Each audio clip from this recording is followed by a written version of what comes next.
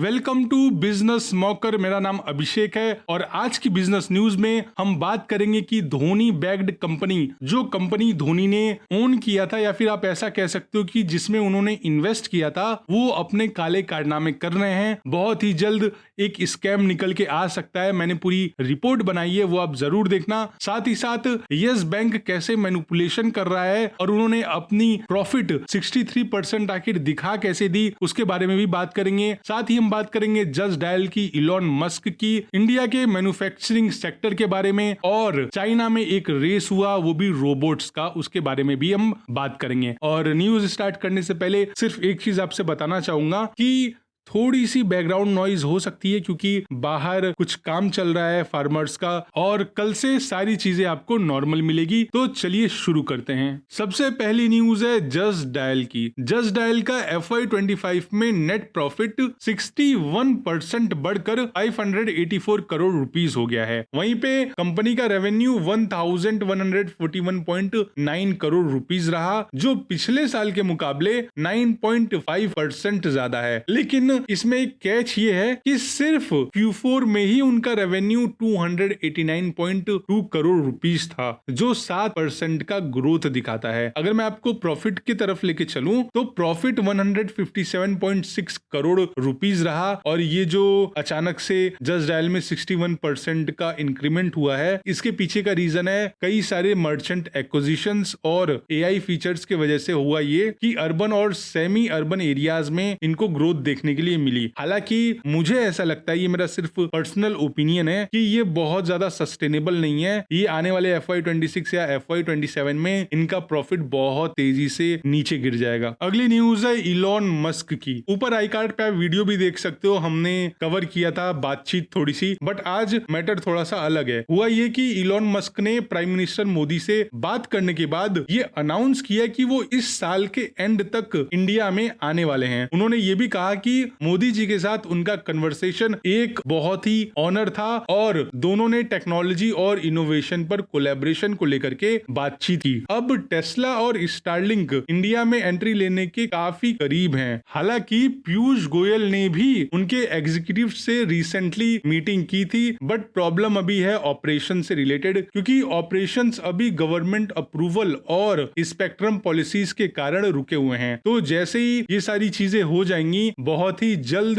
Elon Musk Airtel के साथ partnership करके स्टारलिंक पे भी काम करना स्टार्ट कर देंगे और टेस्ला पे भी काम स्टार्ट हो जाएगा। अगली न्यूज है उन सभी फैंस के लिए जो धोनी को बहुत ज्यादा मानते हैं और हमेशा कहते रहते हैं Thala for a reason. MS Dhoni bagged drone startup Garuda aerospace ने 100 करोड़ का सीरीज B फंडिंग सिक्योर कर लिया है, और इसको फंडिंग देने वाला कौन है? VCAT। अब इस फंडिंग के बाद इसकी वैल्यूएशन $250 मिलियन हो गई है। पहले 2022-2023 के सीरीज A राउंड में इस कंपनी की वैल्यूएशन $100 मिलियन थी। लेकिन सबसे बुरी चीज ये है कि इस कंपनी के ऊपर बहुत ही सीरियस एलिगेशंस लगे हैं। उन एलिगेशंस के बारे में भी हम बात करेंगे, लेकिन उससे पहले मैं आपको इस कंपनी के बारे में थोड़ा सा और बता देता हूँ कि ये करती क्या है और इसका पूरा मॉडल क्या है, A to Z सारी चीजें। देखिए, ये जो फंडिंग राउंड है, पहले उसकी बात करते हैं। तो इस फंडिंग से गरुड़ा को एडवांस ड्रोन सिस्टम्स के लिए R&D फैसिलिटी बनाने में मदद मिल जाएगी। साथ ही साथ वो अपना पेटेंट और ज्यादा एक्सपेंड करना चाहते हैं, यानी कि उनके पास फिलहाल 20 से ज्यादा पेटेंट्स हैं। तो उनका मानना है कि वो 20 से 40 या फिर 80 पेटेंट्स तक लेकर के जाएंगे। साथ ही साथ इस फंडिंग का यूज करके वो डिफेंस और इंडिजीनियस टेक पर और ज्यादा फोकस बढ़ा सकते हैं। और इस कंपनी का फाइनेंशियल मॉडल अगर मैं आपको बताऊं तो काफी सिंपल है। ग्रॉस मार्जिन 30 से 32% का है, EBITDA 24%, प्रॉफिट आफ्टर टैक्स 15%। और अगर मैं आपको 2025 का यानी कि FY25 का रेवेन्यू एस्टीमेट बताऊं तो वो 122 करोड़ का है। वहीं पे FY26 का जो ग्रोथ एस्टीमेट है वो 2 से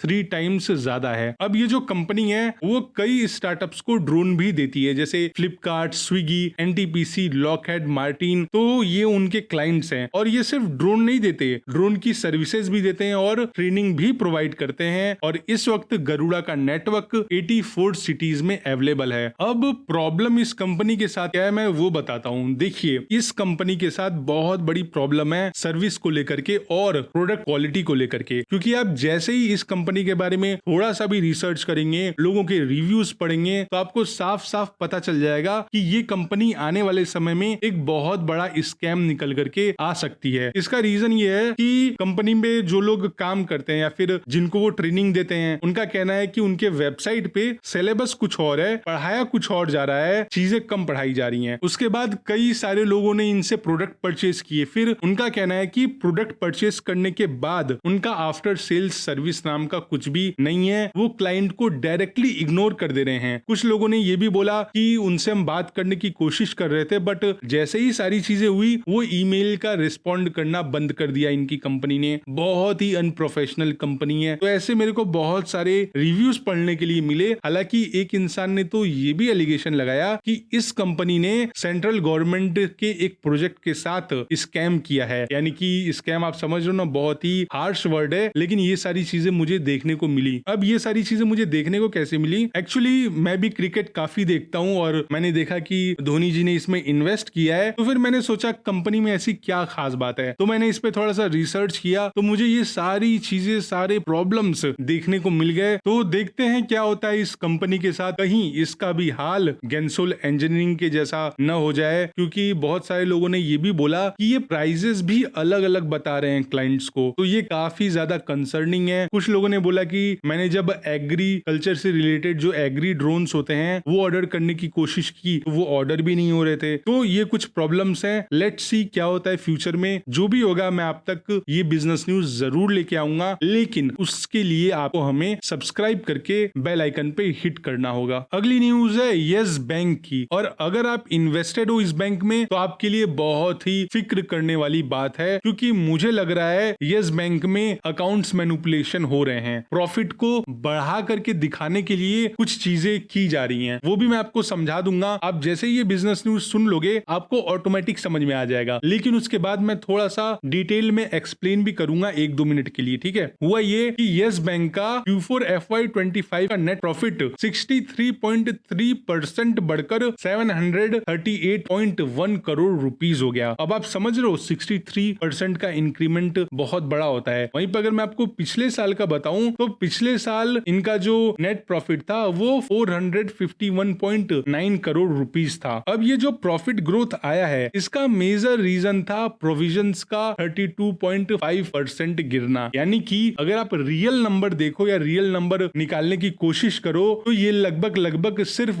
31% का नेट प्रॉफिट है यस बैंक का, लेकिन प्रोविजंस के वजह से ये प्रॉफिट 63% दिख रहा है। अभी मैं आपको प्रोविजंस भी समझाऊंगा और इसके रेस्पेक्ट में पूरी न्यूज समझाऊंगा, तो आपको समझ में आ जाएगा कि आखिर गड़बड़ चल क्या रही है। लेकिन हम पहले कुछ फाइनेंशियल फिगर्स के तरफ भी आपका ध्यान लेकर के चलते हैं। इनका नेट इंटरेस्ट इनकम की बात करूं तो वो सिर्फ 5.7% बढ़कर 2276 करोड़ रुपीस हुआ। वहीं पे NIM यानी कि नेट इंटरेस्ट मार्जिन ये 2.5% रहा। लोन और डिपॉजिट्स में इनका ग्रोथ हुआ, लोन 8.1% से बढ़े और डिपॉजिट्स 6.8% से। अब ये न्यूज होती है यहाँ पे खत्म। अब मैं आपको बताता हूँ कि मुझे क्यों लग रहा है कि यस बैंक ये सारी चीजें कर रहा है, क्योंकि आपको उससे पहले प्रोविजंस का मतलब समझना होगा। मैं आपको वो समझाता हूँ। देखिए, प्रोविजंस का मतलब होता है कि वो पैसा जो बैंक अपने नुकसान के रिस्क के लिए साइड में रखा है। यानी कि अगर मान लो किसी का लोन वापस नहीं आया, NPA बन गया, ठीक है, NPA यानी कि नॉन परफॉर्मिंग एसेट, तो उस लॉस को कवर करने के लिए जो पैसा बैंक ने रखा है उसको प्रोविजंस कहते हैं, आप समझ लो। यानी कि अगर मैंने बैंक से 100 रुपए का लोन लिया, मान लो अभिषेक ने 100 रुपए का लोन लिया बैंक से, अब मैंने 50 रुपए मान लो दे दिए बैंक को और 50 रुपए मैंने नहीं दिए, तो जो बैंक को 50 रुपए का लॉस है वो लॉस कहीं से तो कवर करना होगा। तो बैंक कुछ पैसे अपने पास अलग से रखे रहती है, ताकि अगर ऐसा लोन डिफॉल्ट हो या फिर कुछ प्रॉब्लम हो तो वहां से पैसे निकाल करके बैंक अपने अकाउंट्स में उसको फिक्स कर सके। तो ये होता है प्रोविजंस। अब यस बैंक ने Q4 FY25 में प्रोविजंस 32.5% कम कर दिया। इसका मतलब कि उन्होंने कम पैसा साइड में रखा है, तो उनको ऐसा लगता है कि लोन वापस आ जाएगा, हमारे ऊपर कोई कोई रिस्क नहीं है, और इस वजह से यस बैंक का नेट प्रॉफिट बढ़ गया, क्योंकि जब आप कम प्रोविजंस बनाते हो तो ज्यादा पैसा प्रॉफिट में काउंट होता है, इसलिए नेट प्रॉफिट 63.3% तक जंप कर गया। अब आप इस तरह से सोचो कि लेट सपोज मैं एक बिजनेस ओनर हूं, मुझे शेयर्स के प्राइस बढ़ाने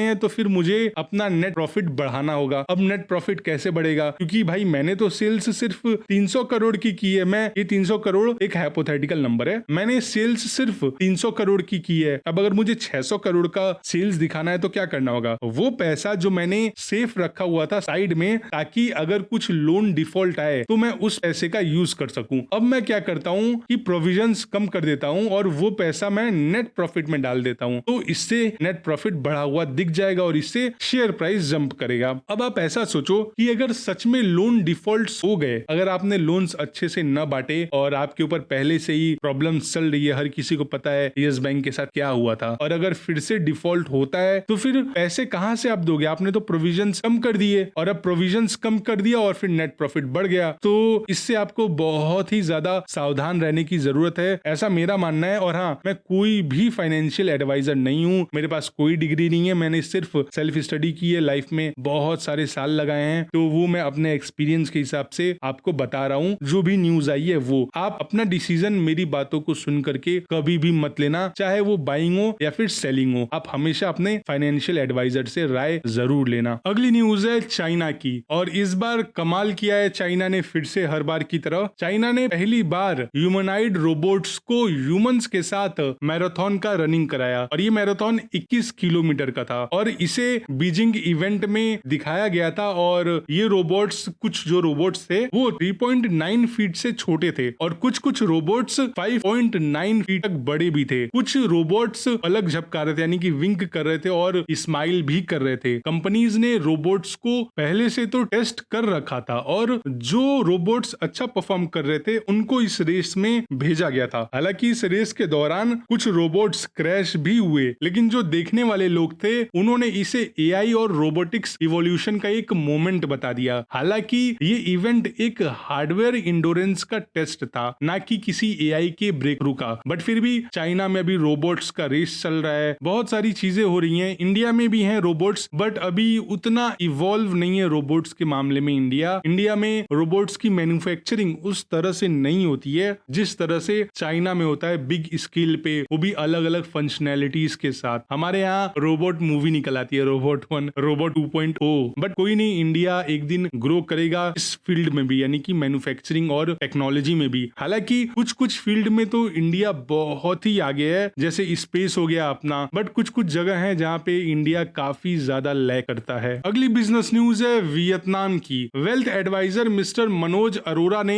एक्स पर यानी कि ट्विटर पे एक पोस्ट डाली, जिसमें उन्होंने बताया कि वियतनाम का एक्सपोर्ट ग्रोथ इंडिया से 3 गुना ज्यादा है और इंडिया का मैन्युफैक्चरिंग मॉडल टूट चुका है। तो अगर अभी आप इंडिया का मैन्युफैक्चरिंग देखोगे कि जीडीपी में कितना हिस्सा है, तो इंडिया का मैन्युफैक्चरिंग जीडीपी में सिर्फ 13% का है, जबकि वियतनाम और चाइना जैसे देशों में इसका जो अमाउंट है वो डबल है। उन्होंने ये भी बताया कि इंडिया का मैन्युफैक्चरिंग इंपोर्ट पर डिपेंडेंट है, यानी कि अगर मैं आपको सिंपल भाषा में समझाऊं तो अगर इंडिया में आप कुछ मैन्युफैक्चर करना चाहते हो तो आपको उसके रॉ मटेरियल्स चाइना से मंगवाने पड़ते हैं। जैसे कि अगरबत्ती हो गया, ठीक है, अगर आपने अगरबत्ती का मैन्युफैक्चरिंग भी किया तो उसके जो बैम्बू स्टिक्स होते हैं वो चाइना से इंडिया में आते हैं। आपको घड़ी बनवानी है या फिर आप मान लो कि ईयरफोन भी बनाना चाहते हो या फिर कोई ऑडियो सेटअप, तो उसके रॉ मटेरियल्स चाइना से आते हैं, यहाँ पे इनबिल्ड होता है। तो वही बात उन्होंने बोली कि हम चाइना पे बहुत ज्यादा डिपेंडेंट हैं। इवन जब हम मैन्युफैक्चरिंग भी करते हैं तो भी हम इंपोर्ट पे ही डिपेंड करते हैं। अब ऐसा होता इसलिए है क्योंकि इंडिया में स्किल्ड वर्कर्स की कमी है और education system market ready skills नहीं देता। तो अब ये जो 2 प्रॉब्लम्स थी, ये तो एक प्रॉब्लम है मान लो, और इस पे रिफॉर्म होने की जरूरत है। और अभी तक स्किल्ड वर्कर्स और एजुकेशन सिस्टम में कोई बहुत बड़ा मेजर रिफॉर्म नहीं आया है। अगर आप थोड़ा सा भी यूट्यूब करोगे तो आप देख के समझ पाओगे कि चाइना और जापान के बच्चे किस तरह के एक्सरसाइजेस करते हैं, किस तरह का एजुकेशन, किस तरह का प्ले या फिर हर एक चीज उनका करिकुलम कैसा है, आप पूरी तरीके से समझ जाओगे। लेकिन उससे भी बड़ा रीजन है इंडिया उतना आगे क्यों नहीं जा पा रहा है, उसका रीजन है इवन कोर्ट्स और ब्यूरोक्रेसी फैक्टर्स ऐसे हैं जो किसी भी कंपनी ओनर्स के लिए बहुत बड़ी बड़ी प्रॉब्लम्स क्रिएट कर देते हैं। इवन हमारे एक फ्रेंड थे, वो जाते हैं डिस्कशन करने के लिए, तो एक पार्टी है, उसका जो सीए है वो कहता है कि अगर मिनिस्टर से मिलना है तो 7 लाख रुपए देने पड़ेंगे, तब आप मिनिस्टर से मिल पाओगे। आप समझ रहे हो, मतलब उन्होंने आइडिया नहीं देखा, टेक्नोलॉजी नहीं देखी, सीधे 7 लाख रुपए मांग रहे हैं सिर्फ और सिर्फ मीटिंग कराने के लिए। और ये तो मीटिंग की बात है, जब प्लान अप्रूव हो जाएगा तो सेंट्रल गवर्नमेंट से जो पैसा आएगा उसमें भी इनको हिस्सा चाहिए 200 करोड़ का। तो इस तरह का करप्शन पूरे इकोसिस्टम में है। तो फिर सिंपल सी बात है, कोई भी अच्छा जो बंदा होगा वो यूएस में ही जाएगा, यूएस शिफ्ट होगा, दुबई शिफ्ट होगा, वहां पे अपना माइंड लगाएगा, मैन्युफैक्चरिंग हर एक चीज करेगा। यहाँ पे आप कोई भी स्टेप करने जाओ तो एक तरफ नेता खड़ा है, आप उसके अगेंस्ट गए, जैसे ही आपने बोला नहीं मैं पैसे नहीं दूंगा या मैं पॉलिटिकल चंदा नहीं दूंगा, आपके घर सीबीआई आ सकती है, रेड आ सकती है। इवन की फरीदाबाद में ऐसा भी हुआ है, कुछ लोकल पॉलिटिशियंस ने कुछ कंपनीज से पैसे मांगे, जब पैसे नहीं मिले, और ये जो कंपनीज है ये लिस्टेड कंपनीज की बात कर रहा हूं मैं, पैसे नहीं मिले तो उनके ऑफिस के सामने बड़े बड़े गड्ढे खनवा दिए जेसीबी से, ताकि जो एम्प्लॉइज हैं उनको आने में दिक्कत हो। तो ये सारी चीजें चलती हैं इंडिया में, इसीलिए इंडिया बहुत ज्यादा ग्रो नहीं कर पा रहा है। अगली बिजनेस न्यूज है कोऑपरेटिव बैंक की। मैंने इस पे एक न्यूज कवर किया था कोऑपरेटिव बैंक स्कैम का, मैं ट्राई करूंगा ऊपर आई कार्ड पे मैं इसका लिंक भी दे दूं। तो इस बैंक में एक स्कैम हुआ था, तो मैंने आपको ये प्रॉमिस किया था कि जब भी नया अपडेट आएगा तो मैं इसके बारे में जरूर न्यूज कवर करूंगा। तो अभी अभी न्यू इंडिया कोऑपरेटिव बैंक के स्कैम के बाद अब डिपॉजिटर्स ने आरबीआई के एडवाइजर से मिलकर रिवाइवल या फिर बैंक के मर्जर की डिमांड की है। ये जो स्कैम था ये 122 करोड़ रुपए का स्कैम था और अब तक 8 लोगों को अरेस्ट भी किया जा चुका है। और आरबीआई ने इस बैंक पर 13 फरवरी से रिस्ट्रिक्शंस लगा रखी थी। अब अपडेट ये है कि डिपॉजिटर्स की एनआईसीबी फाउंडेशन ने विड्रॉ लिमिट 25,000 से बढ़ाकर 1.5 लाख करने की डिमांड की, क्योंकि सीनियर सिटीजन्स और हाउसिंग सोसाइटीज को काफी ज्यादा मुश्किल हो रही थी। क्योंकि जब ये स्कैम सामने आया तो आरबीआई ने इसमें से पैसे निकालने का जो सिस्टम था वो पूरा बंद कर दिया, तो लोग पैसे नहीं निकाल पा रहे थे और इससे कई सारे लोगों को प्रॉब्लम हो रही थी, स्पेशली वो लोग जिन्होंने जिंदगी भर अपना काम किया, पैसे बचाए अपने बुढ़ापे के लिए, और जब जरूरत पड़ रही थी तो वो पैसे निकाल नहीं पा रहे थे। तो ये सारी मुश्किलें आ रही थी। तो आरबीआई एडवाइजर ने ये बताया है कि वो रिवाइवल या फिर मर्जर के ऊपर काम करेंगे और लोगों की बात आरबीआई तक पहुंचाई जाएगी। तो देखिए क्या होता है, आई होप लोगों के जो पैसे हैं वो बच जाएं। हालांकि 122 करोड़ रुपए बहुत ज्यादा नहीं होते हैं। अभी जो मैंने कल परसों भी न्यूज कवर की थी कि सारे बैंक्स का अब मर्जर होने वाला है, तो अब मतलब जो छोटे छोटे बैंक्स थे, जो रूरल बैंक्स होते थे, उनका मर्जर होकर के एक बैंक बनने की बात चल रही थी। तो इसको भी किसी बैंक के साथ मर्ज कर दिया जाए तो जो 122 करोड़ का जो स्कैम है वो किसी तरह कवर अप हो जाएगा, क्योंकि लोगों को बहुत ही ज्यादा प्रॉब्लम हो रही है। लोग बैंक के ऊपर ही तो ट्रस्ट करते हैं और अगर बैंक ही स्कैम करने लगे फिर लोगों का ट्रस्ट कहाँ रह जाएगा, फिर लोग अपने पास पैसे रखेंगे और वो मैनेज करना बहुत ही मुश्किल हो जाता है। बट आप लोगों को मैं यही एडवाइस दूंगा कि आप हमेशा या तो गवर्नमेंट बैंक में अपना अकाउंट खोलो या फिर जो वेल एस्टेब्लिश्ड बैंक है जैसे एक्सिस बैंक, एचडीएफसी बैंक, इस तरह के बैंक्स में ही अपना पैसा रखो। वीडियो एंड करने से पहले आपको मैं 2 न्यूज देना चाहता हूँ। पहला ये कि हमने कॉन कॉल रिकॉर्ड कर लिया है और ऊपर आई कार्ड पे आपको कॉन कॉल की वीडियो दिख रही होगी। अगर नहीं दिख रही है मे बी तो हो सकता है कि अपलोड में 1-2 घंटे और लगे हमें, फिर हम वीडियो ऊपर लिंक में डाल देंगे। ये हो गई पहली चीज। दूसरी चीज कि आप वो वीडियोस देखना, फिर मेरे को आप बताना कि वो कैसा रहा, आपका अपना फीडबैक देना, क्योंकि आप यहाँ तक आ गए हो तो मुझे पता है आप लोगों को हमारी सीरीज बहुत पसंद आती है और आप लोगों का फीडबैक बहुत ज्यादा मैटर करता है। और सबसे लास्ट और इम्पोर्टेंट चीज, इस वीडियो को लाइक करना बिल्कुल मत भूलना आप लोग। और अगर आपने हमें अभी तक सब्सक्राइब नहीं किया है तो सब्सक्राइब करके बेल आइकन पे हिट भी जरूर कर देना। और एक एक्सपेरिमेंट हम कर सकते हैं, आप इस वीडियो को सेव करो, देखते हैं इस वीडियो की रीच कितनी जाती है। और जो कॉन कॉल की वीडियो है अशोक लेलैंड की, उसको भी लाइक करना आप और सेव भी करना, क्योंकि मैं देखना चाहता हूं कि सेव करने से क्या हमारी रीच और ज्यादा बढ़ती है। बाकी कमेंट में अपना फीडबैक जरूर लिखना। Bye bye, take care, please आप अपना और अपनी फैमिली का ख्याल रखिएगा।